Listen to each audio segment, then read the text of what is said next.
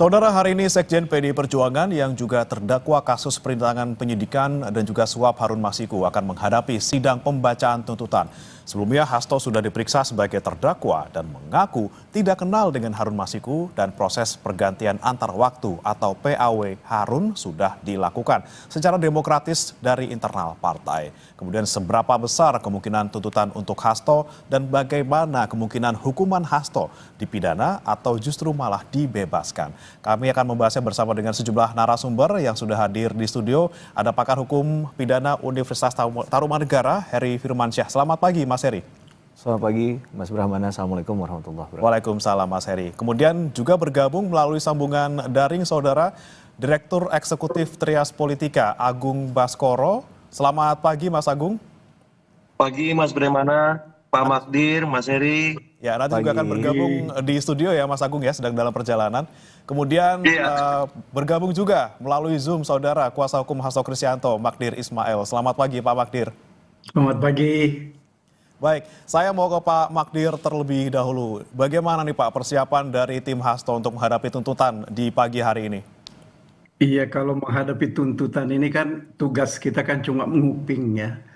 Cuma mau mendengarkan secara baik apa yang akan menjadi tuntutan dari penuntut umum. Nah, tentu saja kami akan mempersiapkan diri untuk menyampaikan pembelaan yang akan membuktikan bahwa tuntutan dari penuntut umum itu tidak ada yang terbukti. Itu yang pertama. Kemudian yang kedua, tentu saja kami juga akan mencoba menunjukkan ya kebenaran dari versi kami sesuai dengan fakta-fakta di persidangan. Gitu ya. Hal yang pasti, salah satu di antara argumen yang kami mau kesampaikan adalah bahwa terhadap pergantian antar waktu, selama ini kan selalu disebut seperti itu ya. Sebenarnya bukan itu yang jadi persoalan pokok ya. Ini berasal dari satu keputusan judicial review Mahkamah Agung. Siapa sebenarnya yang bisa suara dari almarhum Pak Nazarudin Kemas itu siapa yang bisa menggunakannya.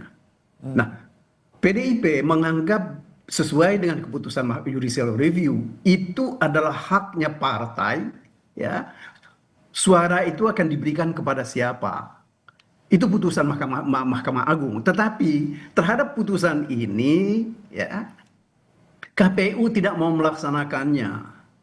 Alasan mereka punya tafsir sendiri terhadap peraturan KPU yang diuji di Mahkamah Agung itu. Persoalan pokoknya dari situ sih sebenarnya. Ya. Itu yang pertama. Kemudian yang kedua, kemudian ini berlanjut dengan ketika rapat pleno di KPU, satu kesepakatan ketika itu karena supaya nggak terjadi keributan, bahwa pelaksanaan putusan KPU ini harus dimintakan kepada Mahkamah Agung satu fatwa. Ya. Nah, fatwa ini kemudian dikeluarkan oleh Mahkamah Agung. Sekali lagi, KPU tidak mau melaksanakannya. Nah, sampai di sini, Pak Hasto itu tidak terlibat lagi dalam urusan Harun Masiku. Ya. Kegiatan selanjutnya, apa yang dibicarakan oleh Doni Tri Istiqomah dan Saiful Bahri bersama Agustiani Tio dengan Wahyu, ini di luar pengetahuan dari Pak Hasto.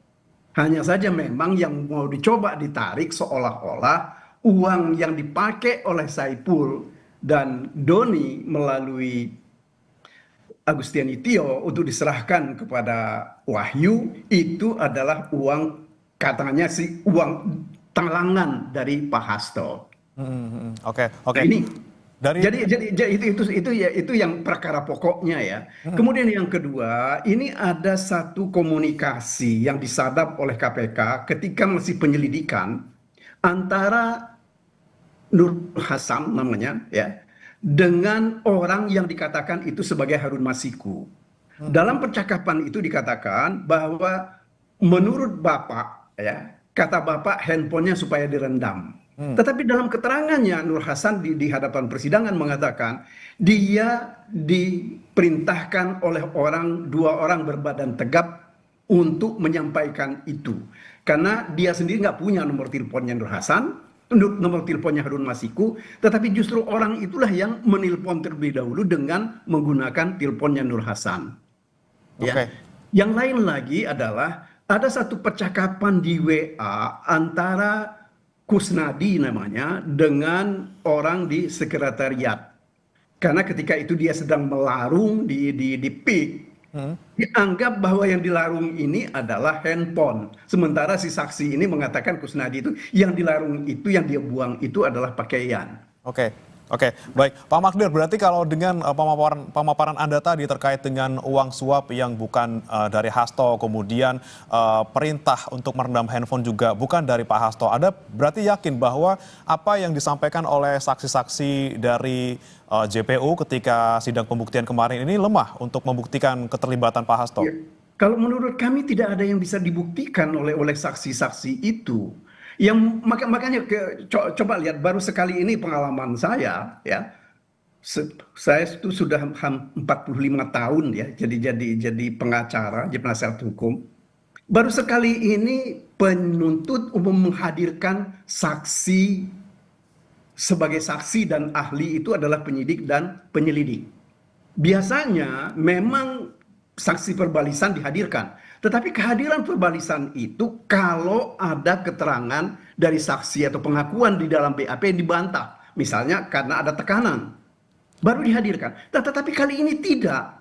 Saksi dan ahli dan penyidik dan penyelidik yang dihadirkan sebagai saksi dan ahli. Sebagai saksi itu seolah-olah dia adalah saksi fakta. Ya. Kemudian yang kedua, ahlinya ini dia adalah ahli tentang teknologi, ya. Oke. Nah dari sisi ini, saya kira ini ada penyalahgunaan kewenangan yang dilakukan oleh KPK, ya, di dalam menghadirkan saksi dan juga dalam menghadirkan ahli. Oke. Karena Baik. KUHP kita jelas siapa yang bisa menjadi saksi, siapa yang bisa menjadi ahli. Oke, baik. Saya ke Mas Heri dulu. Mas Heri, sebelum kita ke tadi pernyataan dari Pak Magdir terkait dengan KPK yang diduga menyalahgunakan wewenang untuk menghadirkan saksi di persidangan. Kira-kira tuntutan yang disampaikan oleh jaksa penuntut umum hari ini akan seperti apa? Apakah dengan Anda melihat fakta-fakta yang kemarin diungkap di sidang pembuktian, kemudian bisa membuat Pak Hasto kemudian dituntut seberapa besar ataupun seberapa lama, atau justru dibebaskan, Mas Heri? Iya, bicara tuntutan ini kan berarti hasil akhir atau kesimpulan dari suatu proses pembuktian di persidangan ya, Mas Brahmana ya. Kemudian dalam hal ini tentu jaksa menurut saya tetap pada keyakinannya. Itu biasa dalam praktik beracara ya. Gitu juga tadi Bang Magdir sampaikan juga sampai detik ini dan ke depan pun akan yakin pastinya Pak Hasto tidak bersalah kan begitu ya. Jadi dalam konteks yang normatif itu fine-fine saja. Yang pasti yang perlu dapat catatan kita adalah ini harus semua mendasarkan pada fakta persidangan. Oke. Nah, fakta persidangan tadi kan bisa yang dikutip oleh pihak yang satu tentunya yang menguntungkan bagi dirinya kan. Dan itu sekali lagi alamiah terjadi.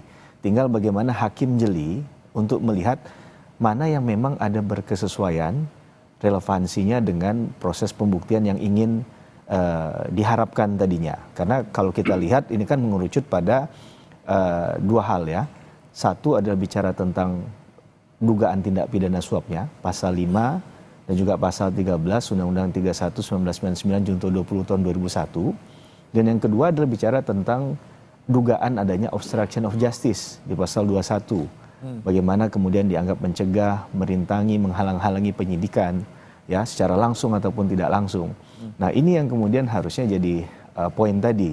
Bagaimana kemudian kalau saya melihat ada dari awal ini adalah dugaan, namanya dugaan ya, masih asumsi, presumption, bahwa dalam proses pergantian tadi, pergantian antar waktu yang dimaknai oleh KPK ini, ada dugaan ketidaksesuaian, begitu ya, antara sebenarnya rules yang ada dengan dugaan ini ada by setting, begitu ya, dengan mungkin fakta yang lain misalnya dicoba dikaitkan adalah ada fatwa Mahkamah Agung. Ini kan harusnya diuji juga. Apakah fatwa Mahkamah Agung ini dilakukan dengan memang yang prosedur yang sebenarnya memang ada, kan diuji di sana kan. Kalau memang itu benar, apakah kemudian mengikat itu? apakah memang ada hak untuk mengajukan fatwa Mahkamah Agungnya? Karena konsepsi fatwa Mahkamah Agung ini juga pernah diuji, bukan diuji dalam konteks bahwa fatwa Mahkamah Agung ini kan tidak punya akibat hukum sebenarnya apa-apa ya tidak mengikat tadi. Nah dalam konteks misalnya pergantian antar waktu, apakah ini domainnya partai politik atau tidak? Karena ini sudah pernah diuji di Mahkamah Konstitusi pasal 239 ayat 2 itu. Ya, di situ kan ditegaskan ada integritas, kemudian juga eksistensi dari suatu partai politik ya terhadap pergantian antar waktu. Nah, apakah dari suatu rules yang sebenarnya ada aturan mainnya tadi, kemudian ada celah hukum yang dimanfaatkan atau disalahgunakan untuk kepentingan hal lain. Nah, ini yang hakim yang menurut saya harus jeli. Hakim ini kan harusnya sifatnya netral ya. Netral dalam melihat bahwa tidak memihak satu pihak dari sisi manapun, tapi melihatnya adalah bagaimana menggali keadilannya secara material tentunya. Maka secara material ini harus diuji dia. Kalau tadi dikatakan dia merintangi penyidikan, bagaimana caranya? Kan begitu ya.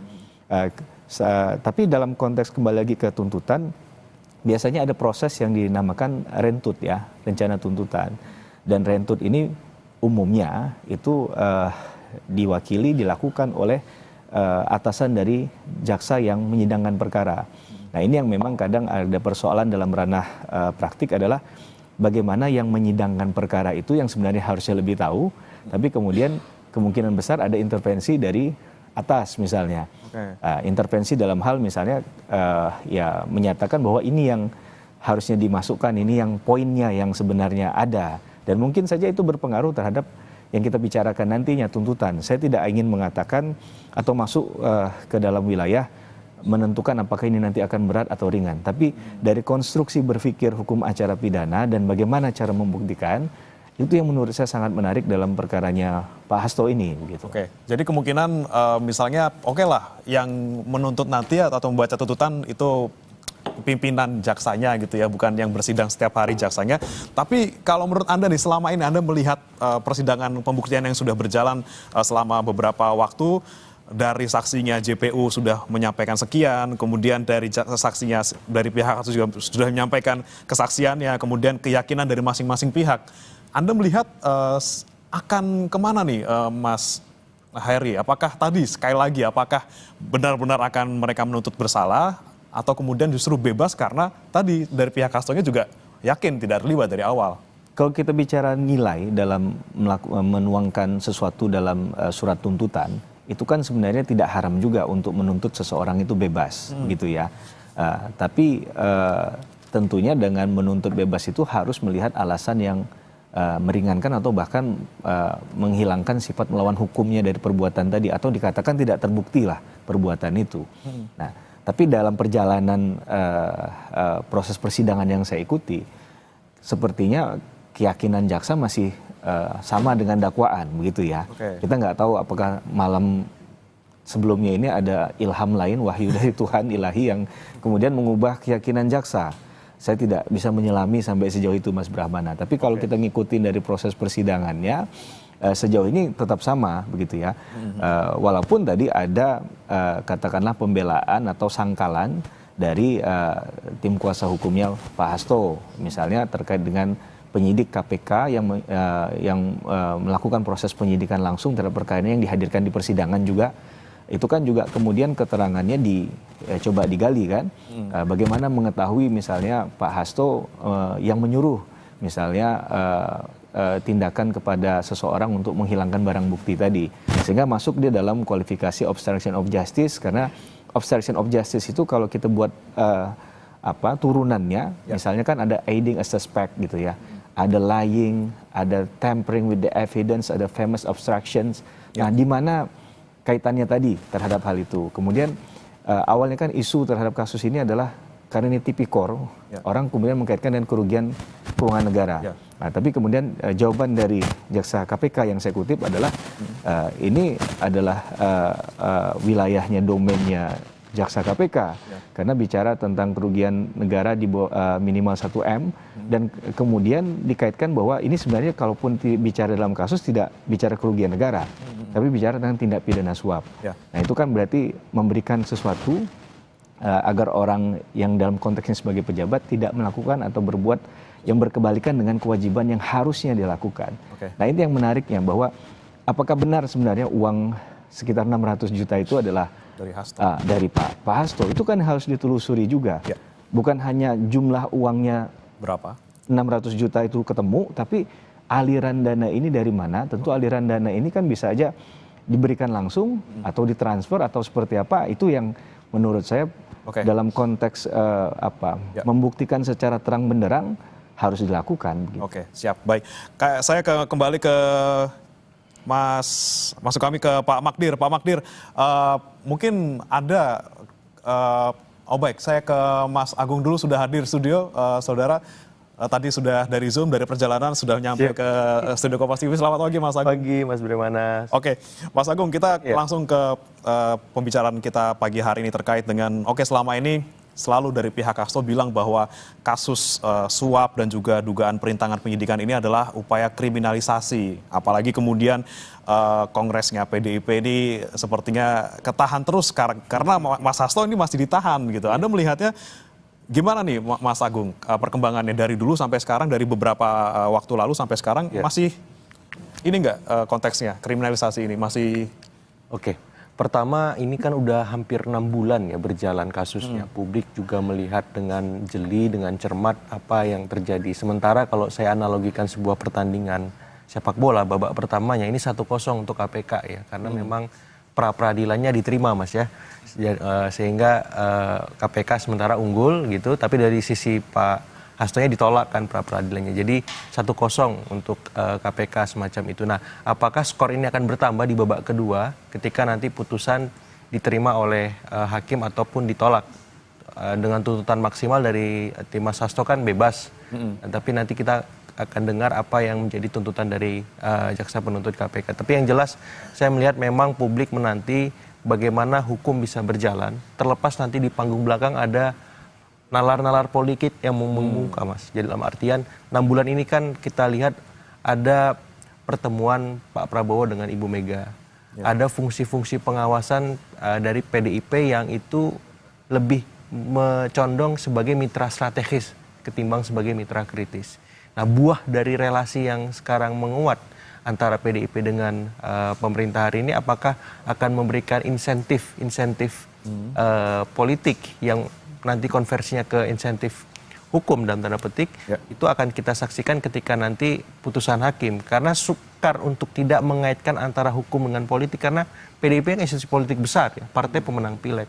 Sementara KPK ini institusi hukum. Jadi kalau misalkan kita memisahkan dua keping mata uang yang saling berkelindan ini kayaknya agak susah, karena memang saling terkait satu dengan yang lain. Yang jelas publik menanti proses apapun yang mengemuka di panggung depan benar-benar bisa berlangsung transparan, fair, semacam itu, tidak ada yang dirugikan baik dari sisi Pak Hasto, dari sisi KPK dan publik secara keseluruhan.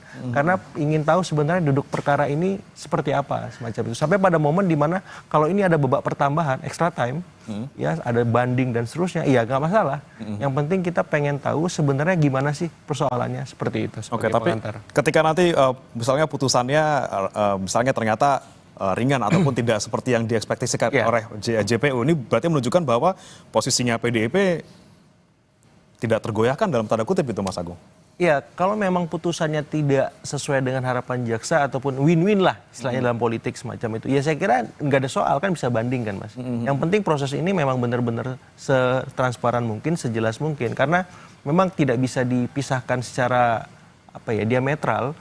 Posisi PDIP hari ini yang dalam tanda petik menentukan bandul politik nasional, walaupun dia sebatas sebagai penyimbang, tapi karena dia pemenang pileg dan dia ketumnya punya relasi yang intim dengan presiden hari ini, saya kira memang ini menjadi salah satu kacamata istilahnya tidak tunggal kita melihat kasus Mas Hasto. Dan kita lihat sampai hari ini PDIP juga belum kongres, sekjennya belum diganti. Ini kan luar biasa, artinya ini super sekjen ya, bukan sekedar sekjen. Sehingga memang nalar kita ketika melihat Mas Hasto ini tidak bisa berdiri tunggal, di mana ya hukum saja kita lihat, tapi politiknya tidak perlu. Kalau saya pribadi memang mau nggak mau politiknya masuk, karena peran sekjen ini sementara sampai hari ini itu masih berjalan dan selama ini mengorkestrasi hari per hari PDIP berlangsung sebagai institusi partai seperti itu. Oke, baik. Saya ke Pak Magdir lagi. Pak Magdir, sejauh ini Anda selalu, dari pihak Anda selalu bilang bahwa apa yang digunakan di persidangan untuk menjerat Pak Hasto dari kasus suap maupun perintangan penyidikan ini adalah pasal-pasal ataupun dakwaan daur ulang gitu ya dari persidangan ataupun yang sudah inkrah sebelumnya dari Harun, kemudian Tio dan juga Saiful Bahri. Anda masih kekeh dengan itu Pak Magdir terkait dengan dakwaan daur ulang? Begini, kalau menyangkut suap iya, ya. Karena baru suap yang didakwakan kepada Wahyu dan Tio bersama Saiful. Tetapi mengenai obstruction of justice ini kan baru kepada Pak Hasto sendiri. Yang jadi problem adalah ketika seseorang, ini barangkali Pak Heri nanti bisa memberikan komentar ya, bahwa Pak Hasto ini didakwa menyuruh orang lain melakukan obstruction of justice, ya. Tetapi orang lain yang disuruh itu nggak pernah jadi tersangka, apalagi menjadi terdakwa, ya. Ini satu persoalan yang betul-betul harus dilihat secara cermat. Mengapa ini bisa terjadi? Ini ya kita nggak tahu, ya. Apa kebijakan di belakang ini saya nggak tahu terus terang. Itu pertama. Kemudian yang kedua, proses penetapan Mas Hasto ini sebagai tersangka ini kan luar biasa, ya. 3 hari sesudah pimpinan KPK menerima serah terima jabatan, ya, itu langsung Pak Hasto ini jadi tersangka. Ya. 3 hari sebelum penetapan tersangka ini juga diterbitkan laporan hasil pengembangan penyidikan. Nah, kami melihatnya ya bahwa laporan hasil pengembangan penyidikan ini memang hendak disuguhkan kepada pimpinan KPK yang baru, dan itu yang diharapkan nanti digunakan oleh mereka untuk menetapkan Hasto sebagai tersangka. Kenapa kami bisa katakan seperti itu? Karena tanggal 13 Desember ya, Pak Hasto itu dihubungi oleh orang ya yang meminta supaya pertama dia mundur dari jabatan sebagai sekjen.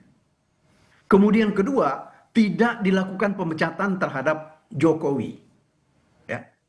Akan tetapi kan Pak Hasto kan nggak mau melakukan itu karena keputusan partai kan, dia mundur ataupun misalnya tidak diumumkan pemecatan, itu kan bukan keputusan dia, ini keputusan dari partai.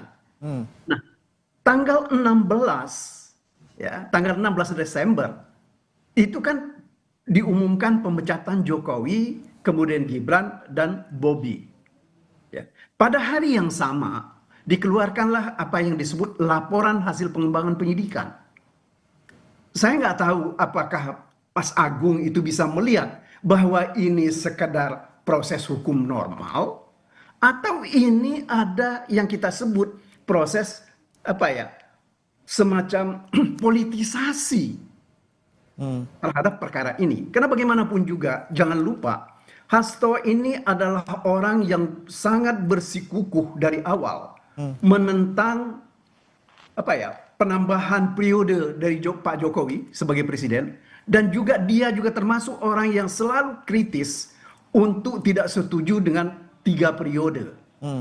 Jadi ini cerita panjangnya kan seperti itu. Jadi ini bukan hanya sekedar ketika ditetapkan sebagai tersangka begitu saja. Ini ada proses panjang yang harus kita lihat betul secara baik. Lagi pula selain itu ya kita tahulah di internal juga seperti apa begitu, dan dari eksternal juga seperti apa. Upaya mempengaruhi partai itu luar biasa. Paling tidak bagaimana caranya supaya menyingkirkan Pak Hasto, karena Hasto ini dianggap sebagai batu sandung ya di dalam mencoba mendorong organisasi untuk melakukan tindakan-tindakan yang patut dan harus dilakukan oleh partai. Oke, baik. Kemudian nanti saya tanyakan ke Pak ataupun Mas Agung terkait dengan apakah betul ini ada proses hukum normal ataupun ada politisasi di sini. Kemudian juga tadi yang disampaikan oleh Pak Magdir akan saya tanyakan juga ke Mas Heri terkait dengan ini yang nyuruh udah dipidana ataupun sudah diproses hukum, sementara yang disuruhnya masih belum ini ya. Nanti kan saya tanyakan ke kedua narasumber kami, saudara tetap bersama kami di Sapa Indonesia Pagi. Kami akan kembali usai jeda. Adilan Tipikor melanjutkan tadi sebelum jeda, saya mau ke Mas Heri terlebih dahulu. Tadi disampaikan oleh Pak Magdir terkait dengan kasus perintangan penyidikan ini yang kemudian janggal gitu ya, karena yang nyuruh ataupun yang dituduh merintangi upaya penyidikan kemudian sudah diproses, kemudian tapi yang diminta untuk merintangi yang apa ya, yang diminta untuk menyuruh Pak Harun Masiku untuk menenggelamkan ponsel ini belum gitu. Ini Anda melihatnya seperti apa? Ya, kalau kembali ke tataran normatif itu kan semuanya harus masuk dalam kaidah tataran logika hukum ya. Logika itu kan berarti nalar yang diaktifkan di sana. Secara logika kalau ada yang penyertaan ini kan berarti ada pihak yang lebih dari satu. Maka tentunya kalau satu logikanya belum masuk dalam wilayah penyertaan gitu kan. Nah sayangnya memang dalam beberapa catatan kritis kita terhadap pelaksanaan persidangan, pasal penyertaan ini seakan-akan jadi pasal tempelan ini. Ini kan koreksi kita bagi hukum acara pidana ya. Karena kalau kita fokuskan pada pasal penyertaan Delneming dalam istilah bahasa Belandanya, pasal 55 KUHP, maka kita akan melihat sebenarnya ada beberapa hal di sana, tidak hanya satu. Ada Whitlocker kah dia sebagai penganjur, ada Medepleher kah dia sebagai orang yang turut serta, sedangkan turut serta itu harus ada kesadaran, ada kerjasama secara fisik ya. Nah ini baru kemudian dia masuk kualifikasi turut serta tadi Medepleher. Nah ini yang harusnya dalam setiap rangkaian dakwaan yang dibuat ataupun dalam tuntutan menurut hemat saya, mestinya berani untuk ditonjolkan sehingga asumsi tadi keyakinannya itu berdasarkan data fakta yang terkoneksi gitu ya di ujungnya, bahwa memang orang ini masuk kualifikasi penyertaan dan penyertaannya adalah bagian dari ini gitu ya. Tapi memang ini jadi beban bagi orang yang menyebutkan tadi, misalnya menyebutkan pasal penyertaan ada 4 misalnya, bagian tadi mana yang cocok ini, otomatis kan harus di mapping lagi nih. Nah ini kadang ada persoalan yang dalam satu perkara tidak mudah untuk bisa menjelaskan dan menuangkan itu dalam satu tuntutan. Nah, saya tidak bicara pada nuansa kebatinan ya, karena kita nggak bisa masuk ke dalam ilmu tadi gitu. Walaupun dalam proses penetapan tersangkanya Pak Hasto sebenarnya menarik adalah dalam konstruksi penetapan tersangka di ujungnya tadi itu kan melibatkan para pimpinan KPK, komisioner lah kita katakan. Nah, bagaimana kemudian keyakinan dari masing-masing pimpinan tadi, adakah terbelah, adakah tidak? Nah, kalau itu kemarin digali di fakta persidangan, menurut saya menarik sebenarnya fokusnya juga di situ. Adakah disampaikan di dalam gelar perkara itu, katakanlah penyampaian dari pendapatnya masing-masing komisioner tadi? Apakah ini suaranya bulat, utuh tadi, atau terpecah tadi kan? Nah, kalau terpecah, dissenting opinionnya tadi, boleh juga dong kita dengarkan apa alasannya. Sehingga kalaupun akhirnya mengikuti pada putusan yang dominan, yang mayoritas, tentunya ini dapat dipertanggungjawabkan di ujungnya. Nah, ini kan kadang penetapan tersangka dalam suatu proses pidana itu satu hal yang bukan hanya kasus Pak Hasto, agar kita fair ya melihat kasus ini ya, seakan tidak memihak manapun. Itu memang agak sulit untuk masuk ke wilayah yang tadi saya sampaikan, Mas Brahmana. Kita pasti ada satu tabir pemisah yang kita nggak bisa masuk ke wilayah itu, batas sucinya di situ. Nah, maka perlukan kejujuran tadi dalam konteks ini. Nah, mudah-mudahan hakim bisa menilai mana fakta yang kemudian dari awal ditonjolkan itu adalah mendekati kebenaran materialnya. Saya katakan mendekati karena 100% sama mungkin tidak ya. Karena ada hal yang mungkin narasinya benar tapi bukti pendukungnya kurang gitu. Tapi kan hakim harus memutus dalam konteks tadi kan, apakah yang diyakini oleh jaksa penuntut umum ataupun tim kuasa hukum itu benar. Tapi kan mendasarkan pada keyakinan saja kan tidak. Karena pasal 183 teori negatif minimum pembuktian kita menyatakan minimum 2 alat bukti. Dengan dasar itu nanti at the end of time-nya hakim memutuskan apakah putusannya bisa 3, bersalah ya kan, atau dia berarti putusan bersalah dan pemidanaan, atau dia bebas, free sprach, dia tidak terbukti secara sah dan meyakinkan bersalah berdasarkan minimum 2 alat bukti tadi, atau dia lepas dari segala tuntutan hukum, onslah. Maka kalau tadi bicara dalam konteks tuntutan dan ujungnya adalah bermuara pada putusan, ibaratnya masih 33,33% kemungkinannya masing-masing tadi untuk Filiz Prah, untuk Onsla, untuk kemudian pemidanaan. Maka yang harus kita perkuat ini adalah melihat fakta itu muncul nggak. Yang jadi sulit kan begitu, bahwa memang ada keterbatasan dalam konteks pembuktian kita. Walaupun kita yakin orang ini bersalah, ternyata tidak dukung bukti. Maka harus ada kebesaran hati juga mungkin untuk melihat bahwa ini tidak terbukti begitu kan. Sekali lagi fakta persidangan yang paling penting nanti untuk dari hakim mememutuskan seadil-adilnya ya. Dan kalaupun nanti ini misalnya ada proses lanjutan kan masih ada upaya banding, baik oleh penuntut umum maupun jaksa. Masih panjang ya perjalanannya umum atau dari penasihat hukum kan. Masing-masing punya hak hukum itu begitu. Masih ada langkah hukum yang bisa ditempuh nanti oleh masing-masing pihak.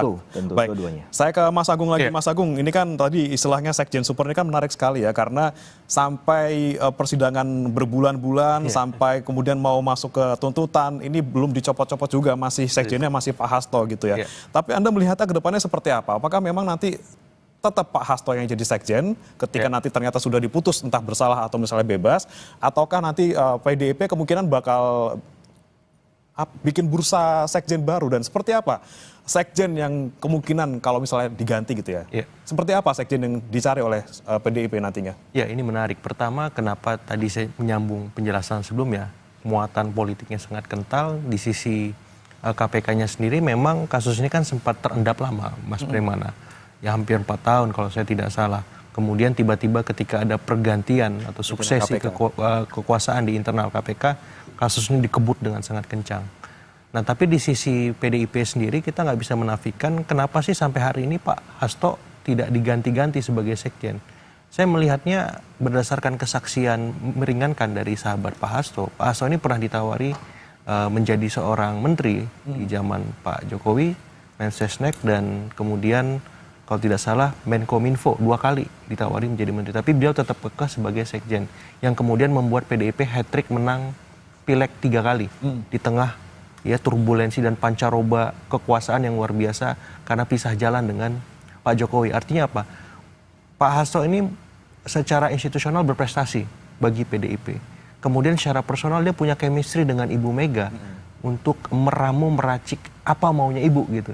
Sehingga memang dalam tanda petik super sekjen tadi karena berangkat dari ya kemampuan dan kapasitas beliau sebagai sekjen. Nah, kalau pertanyaannya apakah Mas Hasto akan diganti, saya melihatnya kemungkinan itu ada.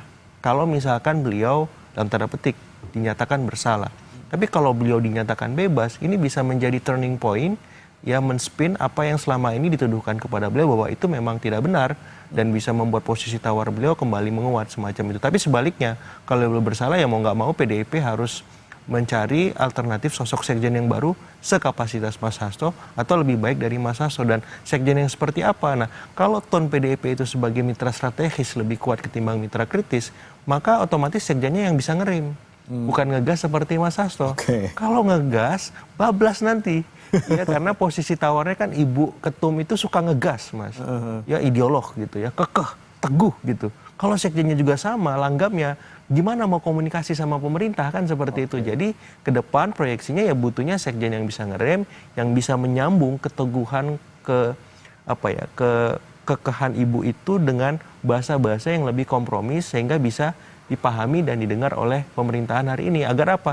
Agar mitra strategisnya jalan. Tapi kalau PDIP memang memutuskan di Kongres nanti sebagai mitra kritis, kemudian mitra strategis, porsinya 50-50, ya orang seperti Mas Hasto dibutuhkan semacam itu. Tapi kalau tone-nya lebih besar mitra strategis, 75%, bahkan sampai 100%, ya otomatis yang dibutuhkan berkebalikan seperti Mas Hasto. Supaya apa? Supaya bisa merangkum, meramu, mengakomodir semua aspirasi dari pemerintah maupun dari siapapun. Seperti itu. Nanti kita lihat ya, kalau misalnya memang diputuskan bersalah, ya mau nggak mau ya masih harus diganti sekjennya, dan nyarinya harus yang tadi yang bisa ngerem gitu. Kalau mau ngegas ya bablas kalau kata Mas Agung gitu ya. Baik, saya kemudian ke Pak Magdir lagi. Pak Magdir, ketika nanti sidang tuntutan sudah dibacakan, tuntutan oleh JPU, apa yang kemudian Anda siapkan untuk pledoi setelah ini? Pak Magdir? Audionya masih di mute mungkin Pak?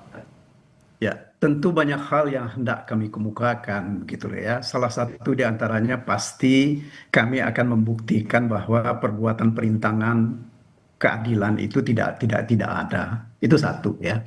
Dan kemudian yang kedua terkait dengan ini, apa yang dilakukan oleh Mas Hasto ini betul-betul lebih dalam kapasitas beliau sebagai sekjen yang menjalankan amanat dari partai.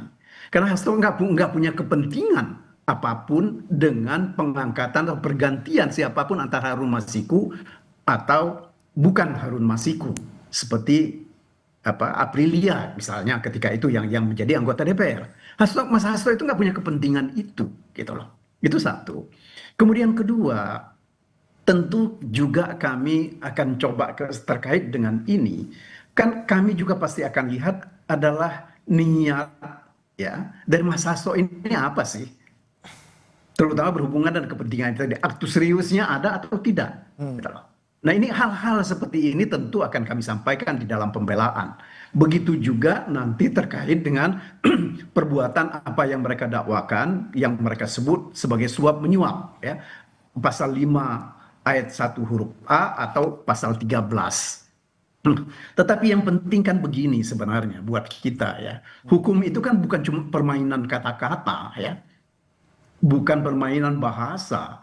Tetapi adalah ada perbuatan memang yang dibuktikan salah, ya. Nah, misalnya terkait dengan suap misalnya, perbuatan Mas Hasto ini yang terkait salah, dikatakan salah melakukan penyuapan, itu kan mestinya kan harus ada janji memberikan hadiah atau janji. Nah, orang memberikan hadiah atau janji itu kan karena punya kepentingan. Paling tidak di belakang kepalanya ada sesuatu yang diharapkan dari hadiah atau janji itu. Tetapi kalau Hasto ini kan nggak ada. Apa yang diharapkan dari anggota DPR misalnya, apakah Rizky Aprilia atau juga Harun Masiku, kan nggak ada urusan untuk dia. Itu kalau hubungannya dengan suap menyuap. Kalau hubungannya dengan perintangan penyidikan, juga Hasto itu nggak punya kepentingan, gitu. Tetapi yang jadi masalah kita selama ini adalah bahwa Harun Masiku itu kan nggak pernah bisa ditangkap oleh KPK. Meskipun berkali-kali mereka mengatakan bahwa sebentar lagi kami tangkap. Tetapi kan buktinya kan tidak ada. Nah, yang saya khawatir dan kami khawatir adalah upaya mereka mencoba untuk menunjukkan ketidakmampuan mereka menangkap Harun Masiku, maka yang paling mudah dijadikan tersangka itu adalah Hasto. Apalagi begini, ini satu hal yang saya kira mesti dilihat betul secara baik terkait dengan perintangan. Saksi, penyidik, dan penyelidik KPK mengatakan bahwa Pak Hasto ini mereka kejar di PT IKA. Tetapi di situ mereka nggak menemukan apapun. Apa urusannya Hasto dan Harun Masiku ke PT IKA? Ini kan nggak pernah dibuktikan. Tetapi seolah-olah ya mereka mau mengatakan bahwa bersembunyi di situ. Nah ini kan cara-cara yang menurut hemat kami ini tidak sepatutnya dilakukan gitu loh ya. Oke. Apalagi kan mereka juga kan kebanyakan juga beberapa di antara penyelidik dan penyidik ketika itu adalah orang-orang yang pernah juga sekolah di PT IKA itu. Oke, baik. Yang pertama begini, yang kita tidak mau itu ada yang dijadikan kambing hitam karena ketidakmampuan mereka dalam menegakkan hukum.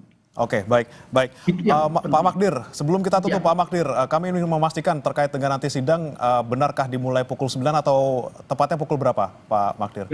Rencananya kalau seperti disampaikan kemarin itu adalah pukul 9. Oke. Ya.